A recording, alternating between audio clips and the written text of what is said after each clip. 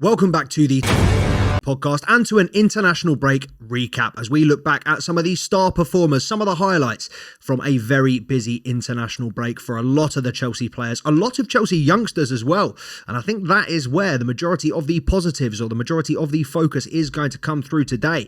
Goals for Estevao, clean sheets for Mike Penders, and an international call-up and goal for Tyrique George, his first for the under-21s, an assist for Gittens. There is a lot to get into, so make sure before we do to like, comment, subscribe to the channel if you haven't already. We will at the end of the video look briefly ahead to this weekend, a very busy Saturday particularly for Chelsea with the under-18s, under-21s and the first team all in action, and we will be doing live match watch-alongs, reactions and more this weekend on the Two Blues channel. So make sure not only to follow us on Instagram at Two Blues Podcast, but tap in, make sure to subscribe if you're not already.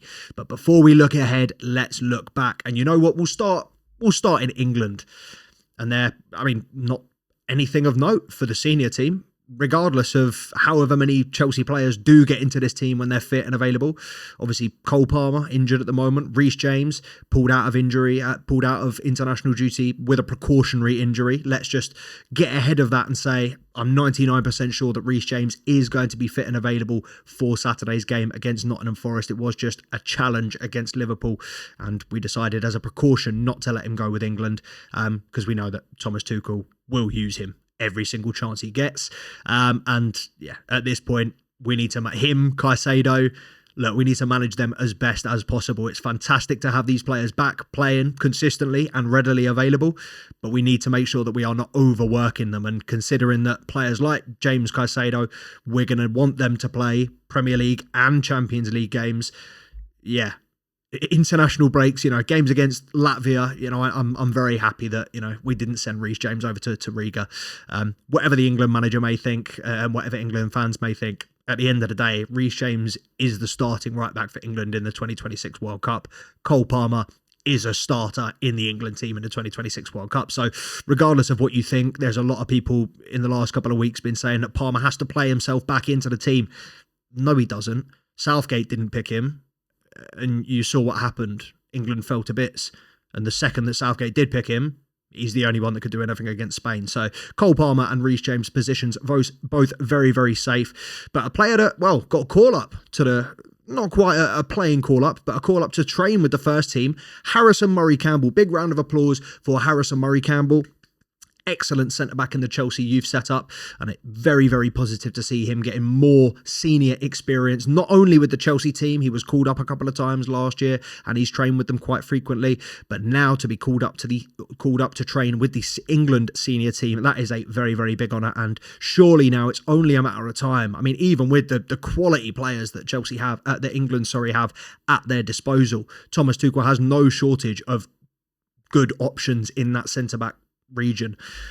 Yeah, Harrison Murray-Campbell, there's a reason why he's got called up. So fingers crossed that's not too far off. And similarly, Tyrique George got a call up and played his first game for the under-21s and scored and was assisted by Jamie Gittens. Jamie Gittens, who I was surprised to learn, actually not surprised to learn because I did remember that he'd never been called up. One of the few high-value players in the Premier League that hasn't been called up to the first team. He is an under-21 regular. Does feel like a player of that pedigree shouldn't be playing in the under-21s. He should be in a conversation for the first team. Even if he's not playing in the first team, he's too good for the under-21s. But then again, you look at that England under-21 squad, there is talent coming out of every single position. I talk about how blessed Chelsea are to be stacked in every single position, the youth. England youth teams are crazy. The under-21s, the under-19s, the under-18s. The team that Shim's playing in, oh my goodness, 17, and we'll get onto him in a minute, 17 goals in 15 games, 7 goals in 5 games for the England under-17s, I want to say. Absolutely balling out Shim Mhueka. Somebody stop this man. But yeah, very positive for Tyrique George and of course for Jamie Gittens, who I watched a little bit of the under-21s. I watched more of the under-21s in the international break than I did the first team. And he looked sharp. His assist, I think he got a little bit of luck putting it through the defender's legs, but he looked confident. very, good awareness to find his man. And from what I heard, I think Lee Carsley, manager of the under-21, said he quite likes Tyrique George as a number 9. He thinks he's got all the capacity, all the abilities, all the necessary attributes to do well at number 9. The one thing I will say is it's an incredibly saturated position at Chelsea. You only got to look at the youth team and pull out 2 names, Shim Mhueka and Chizy Azenwata, as being the 2 next up. And then you look at the players on loan, Jimmy J. Morgan, Ronnie Stutter. There are a lot of Chelsea players in and around that region. David Washington, we've just bought another player from Wolves. I can't remember his name exactly, so I don't want to get it wrong. But yeah, Chelsea are stacked in the number 9 position. But you could argue it's an equal problem in the wings. This kind of merry-go-round happens a lot more often with the wingers. I don't think we've seen a player, a position more recycled. I don't think we've seen more movement in a single position in this Chelsea squad than the wings. So maybe that is the right move to push Tyrique George inside. This season, I do think he's looked a little bit lost when he's been playing as that false 9. But of course, more often than not, he's playing as a lone striker with 9 men behind him rather than 10. And he's playing up against 2 big centre-halves in a position that's unfamiliar to him. He's coming off the bench. There's been a lot of variables, and yeah, you only have to go back a few videos to know that we have very high expectations and hopes for Tyrique George. And I think that's why I'm so critical of a lot of these youngsters, is because I know what they can do. I see their potential, and I know if they apply themselves, they could be top players. And Tyrique George is 100% one of them. And another player who got minutes and kept a clean sheet in the first game against Moldova was Josh Acheampong. Really, really positive performance for him against Liverpool. Obviously, it's been a lot of Chelsea fans have been calling out for him in this centre-back crisis. Why we keep going back to players like Wes Fofana, Benoit Badiashile, when we've got someone that's proved himself like Acheampong has, I think it's very easy on the face of it to go, why aren't you starting Acheampong? But you look at the stats, he's already got more minutes in the Premier League this season than the entirety of last season. So I think he's headed in the right direction. Maresca just needs to continue managing him as he is. Obviously, we're keen to see more of him, but this is a player we know is capable. So I think it's only a matter of time, similar to Harrison Murray Campbell. I think he's going to be given his opportunity.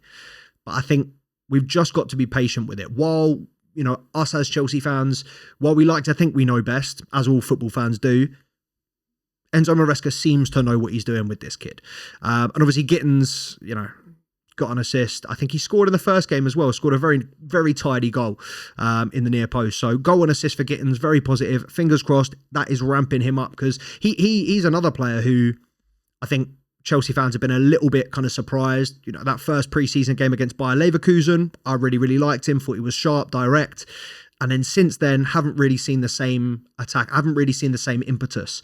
But then against Liverpool, he came on. He was direct. I think he only had 1-2 shots, but he looked he looked more confident. He looked a different player. And that's the kind of winger that we need. We need to, when Garnacho is not firing, when Neto's not firing, when Estevao's not firing, we need to be able to bring these players on, like Tyrique George, Gittens. We need to bring these players on that are ready to get up and at them immediately and make an impact. And Gittens certainly had that this break. Moving on, but staying in Europe, Mike Penders. Mike Penders is now, he's just now officially Courtois. We're just going to start calling him Courtois on this channel. I mean, he may be better. Some of the distribution, I didn't watch either of the games, but I saw comps of his from both games. I mean, the fact that he had 3 4-minute comps from the game, I'm like, how has this guy been on the ball for 4 minutes and kept 2 clean sheets? None of them he kept 2 clean sheets. But the way he passes the ball, and I know that Strasbourg fans are going to know more about this. They're going to have seen it this season. Whenever I've seen him this season for Strasbourg, he is so comfortable. I think he's made one mistake where he was a little bit too relaxed, but he's so comfortable with the ball at his feet. And yeah, he looks like a top goalkeeper. Courtois regen all the way. Malo Gusto played a full match for France and kept a clean sheet. I was quite surprised to see that Malo Gusto is now the first choice right back for France. But then when you think about it, it makes sense. I mean, he's probably playing to a better level at France than he is at Chelsea right now. But he's 2 seasons ago Malo Gusto at France. He's still pulling out those performances. And look, he's been all right. I think he was all right in the second half against Lincoln. Good against Liverpool. I think he's pulling it together. I think, fingers crossed, having Reece James, having Reece James back may have caused him a little bit of a setback, may have given him a little bit of dent to his development, because look, at the end of the day, when Reece James is fully fit, he's going to play. He is better than Malo Gusto. But that's not to say that Malo Gusto still can't push that level up, still can't make Maresca think, make Maresca have a conversation. And Malo Gusto is 100% good enough to do that. In Spain, Mark Gu, I think he got his first call up to the under-21s. I think he was an unused substitute in both, so didn't get a chance to see him, but congratulations for another call up. And Mark Cucurella, again, assist, clean sheet. When does this guy not just stat pad? There was, who is it? Balde, the other left back, the Barcelona left back, the only guy that can realistically keep him out. Everybody, everyone says Spain's amazing. How come Cucurella gets anything? Because Cucurella is that fucking good, bro. Cucurella is that guy. Can't believe this is the guy that I wanted out of the club most. I hated this guy, and I will never shy away from it. I will always hold my hands up when I get it wrong. And I don't want to sit here and say I got it wrong, because he was disastrous when I was hating on him. But I wanted this guy sold, gone, contract ripped up. I wanted him out the club, and I am so thankful that I am not in charge of Chelsea's transfers, because Lord knows he is one of, if not the best left back in the Premier League right now, top 5 left backs in the world. Yeah, Kooks, keep doing what you're doing. World Cup 2026, I fully expect him to be Spain's starting left back. In Portugal, Pedro Neto didn't really do anything of note, but played both games. Fully expect him to be part of the team next season in the World Cup. But more impressively for Portugal, quick word on Giovanni Quenda. So Giovanni Quenda scored an absolute rocket. I think it was against Gibraltar. They played Gibraltar and Bulgaria under 21s. And he scored an absolute rocket. But some of the stuff that I've been seeing from this guy, I had to just go back and check. And he has not had a bad performance this season. He has been scoring, assisting, creating. I mean, look, obviously, I've seen him in glimpses. I haven't seen as much of him, so it's a little bit, I've got to do a little bit more kind of stat stuff. Everything reads fantastically. I'm really, really liking what I hear, what I see. I'm not worried. Whereas when I look at Tyrique George, I'm thinking, is there room for, is he going to, is it a little bit too saturated? With Quenda, not even a conversation, bro. He's better than Gittens, better than Garnacho. Yeah, maybe better than Neto. Estevao and Quenda, hey, listen. Dangerous, bro. Dangerous. I'm telling you, Giovanni Quenda is a serious player. And although it, I'm transcending episodes here a little bit. Obviously, last Loan Watch, I mentioned that Leo Castledine had won Player of the Month for Huddersfield. Kendry Paez has now officially won Player of the Month for Strasbourg for September. I think they announced it as Nugget of the Month because it was sponsored by McDonald's. So I'm not sure Wagwan there, whether that was a slur. But listen, Kendry Paez, Leo Castledine getting their flowers for September. Congratulations. 2 Player of the Month awards for two fantastic Chelsea loanees. Very, very good to see. And yeah, Paez played both games for Ecuador in the international break. I think he played the first half against the US and then was subbed on and played the majority of the game against Mexico. 2-1 all draws. Fantastic to see. I mean, I know Ecuador aren't, one of your Brazil, your Argentina, so you're not expecting them to be world beaters. But look, Kendry Paez getting minutes for Ecuador consistently. I think the World Cup 2026 is going to be a big, big tournament for him, and he is going to get a lot of eyes on. And speaking of, what can this guy not do? Estevao played 70 minutes and scored a brace against South Korea, was subbed on in the second game against Japan, but 2 more goals at just 18 years old. This kid is breaking records. This kid is doing things that people thought was unbelievable. There is just genuinely no stopping this kid. I keep saying somebody stop Shim Mhueka. Somebody stop Estevao Willian, bro. These players are becoming unstoppable. And Chelsea as a unit, listen, I didn't say it, but you know what I was going to say. We're going to be unstoppable. When this clicks, when these players, when Penders, one of the best young goalkeepers. We've got 4 players, by the way, nominated for Golden Boy. Who was it? Estevao, Jorel Hato, Mamadou Sarr. Who was the 4th? I feel like he was not French. Who's the fourth? Giovanni Quenda. 4 players on our books right now nominated for Golden Boy this year, more than any other club. I'm hearing rumours that we're going to recall Mamadou Sarr in January. Bring it on. Get this team playing together immediately. Look, we say a lot, I haven't felt as connected with a team since Mourinho, since Tuchel.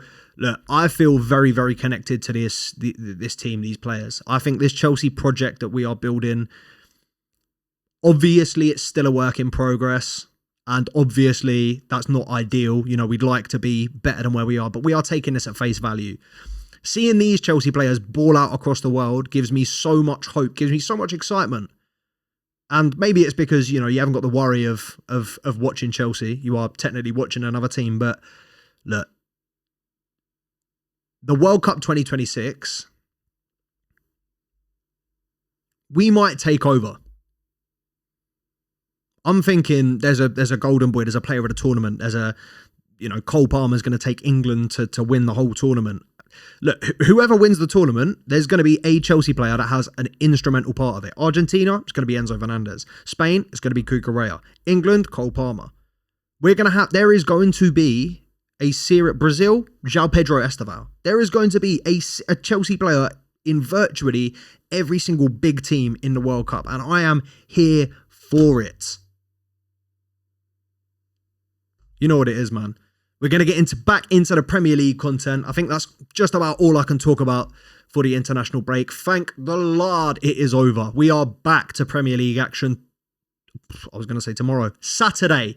3 games, if I'm not mistaken. The first game is 11 a.m. and I am going to be watching it live. I'm going to be doing a live match watch-along on this channel. So if you got nothing better to do on a Saturday morning, make sure you join this channel. Come and watch it along with me. Get involved in the conversation. It will be a live episode, like I said, so I will be reading the chat. And there will be plenty more Chelsea content throughout Saturday, throughout the weekend. Obviously, like I said, under 21s playing. Chelsea first team are playing Nottingham Forest, I think at 12:30, and then the under 21s are playing at 2 o'clock, if I'm not mistaken. So very, very busy weekend for us. Not only now doing the shorts on the Instagram, also doing some stat posts as well. If you want to know a little bit more about some of the academy players, look, there's only one place, only one account that you're going to get the best coverage of all things Chelsea, and that is the Two Blues podcast. So make sure to like, comment, subscribe to the channel if you haven't already. If you've made it this far, appreciate you. Until next time, up the Chelsea.